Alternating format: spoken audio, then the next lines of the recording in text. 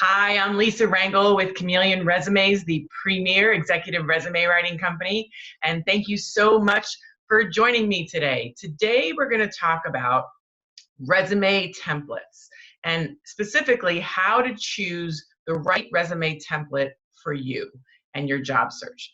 I want you to have success. And I get that everyone can't hire someone like me, a professional executive resume writer, to write their resume. But that doesn't mean you don't need your resume done, right? So I want to help you, and I want to make sure that I give you some pointers on how to choose the right resume template for you and the success of your job search, because I'm going to tell you all resume templates are not created equal. Not all of them are good, and some of them are awesome. So I want to make sure that I give you some pointers that help you make the decision of choosing the right resume template for you. So I have 5 tips that I'm going to give you here today on how to choose the right resume template for you. So first, you want to make sure that it's an MS Word, Microsoft Word.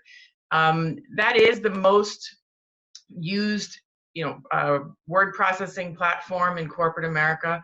Of course, there's exceptions to every rule where you might have to use Google Docs or a text form, a text document, TXT document, but you want to make sure that, generally speaking, the template that you're going to be using is in Microsoft Word. That is the most universally accepted, and therefore, by the odds, will make your resume the most digestible to applicant tracking systems, to email systems where your resume is open as an attachment, and it's just the most digestible. So that's what you want to do. Secondly, you want to make sure that it is not a graphics heavy template. Now there's a lot of discussion about infographics, and New York Times even recently did an article on having resumes that look like Tinder profiles and Instagram profiles. And contrary to popular belief, these graphic heavy resume templates are really not favorable, and they're not effective. And the reasons why are many. One, most infographic or graphic heavy templates, they're not digestible to applicant tracking systems. So that's number one. And these are not necessarily in particular order, but in the second reason why you don't want a graphic heavy resume template is recruiters don't really like them. Now, I was a recruiter for 13 years, and I still have a very strong network of recruiter friends and contacts.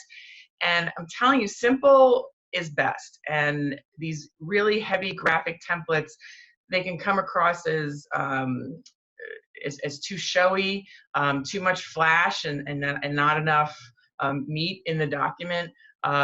They sort of lead the eye in weird places. They often share information that's not really relevant. Rating your own skill set is subjective, and doesn't help the hiring manager know what you're able to do in a concrete manner. So there are just so many reasons why these graphic heavy templates aren't wise to use. And even in that New York Times article, they interviewed a few different recruiters, and they can often seem juvenile. And it doesn't mean they're not effective in some cases, maybe for some entry-level positions. And especially if you are a graphic artist, that could actually be a good reason to use a graphic heavy template. But you still need to know that the drawbacks are that it's not going to be well received in a lot of electronic databases and electronic email systems. So shy away from those graphic heavy templates as much as you can, in my opinion.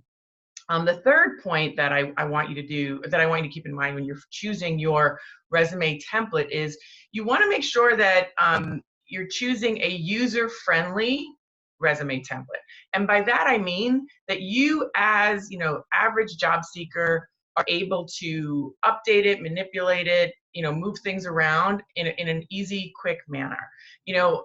Professional resume writers, they are awesome at doing all the advanced functions in Microsoft Word and all the different functions and doodads and treatments and tactics, and in many cases the average user doesn't know how to manipulate these different tactics and tools that you're able to use in Microsoft Word, and it winds up becoming a burden when you have to edit or customize your resume for a particular job. So I would choose templates that are very simple. And again, if they're in Microsoft Word and they're using borders and shading function, not a lot of graphs or text boxes or tables or anything to that effect, but just really simple, you're going to be able to use it. It's not going to be this, big burden for you to edit and change your resume to customize it for different positions. So you want to make sure that you have a user-friendly resume template when you're choosing one for your own resume.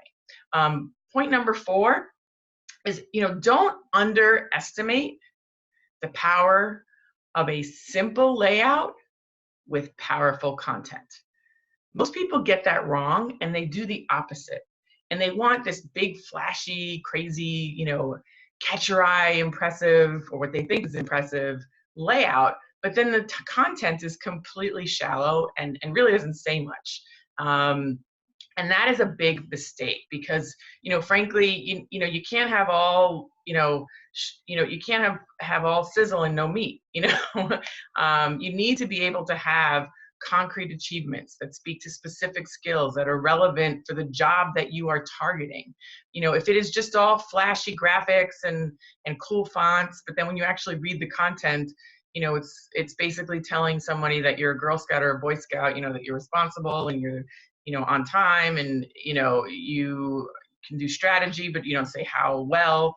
It's not going to affect, it's not going to leave an impact. If anything, it's going to give the impression that, you're all sizzle and no steak. So you need to make sure that, I'm telling you, as a 13-year recruiter who has a strong network of hiring managers and recruiting managers, simple layouts that have powerful content that speak to the achievements that you do that are relevant to the job you're applying to, that's the way to go. So you want to make sure you're choosing a template that allows you to do that type of format, again, with a simple layout and instructs you how to write powerful content. And then number 5 is, don't be so focused on ATS compliance. Now, that's not to say that, your resume, that it's not important that your resume is ATS compliant. Of course it's important. But too many people put too much emphasis on ATS compliance, applicant tracking system compliance, when only about 20 to 20% of hires happen that way. You want to make sure that you're choosing a resume template that will work with the way 70 to 75% of hires are made, which are employee referrals, social media connections, personal contacts. People hire people. And, I can tell you, as a former recruiter, you want to make sure that you were, when I did a search, I would put it out to my network first. I would look at, contacts. I would see who knew who, and go 2, 3, 4 degrees into my network before, and then if I couldn't find anybody, I would maybe put up an ad. Now obviously there's HR departments that part of their policy is to put up an ad. But I'm telling you, they're putting up that ad in many cases out of compliance, and they want to find someone through their network, employee referrals, social media connections, or personal contacts, and only then are relying on the ad if those 3 options don't yield the candidate that they want to hire, or they already have somebody earmarked internally, and so by simply to follow their recruiting process, they put up the ad to be compliant with their internal process. So that's why a lot of times people are frustrated by job postings, because they're often the 4th or 5th tools a company uses to find a candidate, or they're simply putting it up for compliance purposes because they've already have somebody earmarked for it. So, you want to make sure that you're using a template that isn't just ATS compliant and you're not only searching for a job through job postings. You need to make sure you're choosing a template that is going to be digestible and readable by eyeballs of hiring managers, of recruiting professionals who are going to see your resume because you're reaching out to them. And again, going through employee referrals, social media connections, and personal contacts are how most hires happen. So don't forget to design your resume and use a resume template that's appealing to those individuals, because that's, again, how 70 to 75% of hires are happening. So I hope those points help you choose your own template. And if you go down to the description below, I have a link to two things actually. First is I have a link to the free resume training that I'm going to be holding, and you can register for that through the link that I have in the description box below. And I've also designed my own resume templates, so you can also check those out and see if those are something that you'd be interested in purchasing for, you know, a nominal fee.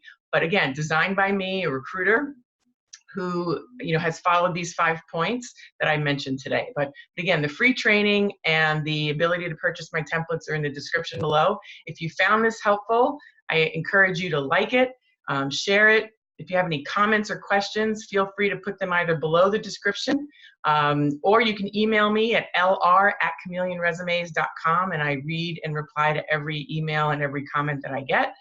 And don't forget to subscribe to this Chameleon Resumes YouTube channel. I want to make sure that you get the next video that I'll be putting up next week. So again, thank you so much for joining me today, and good luck choosing your resume template. Take good care.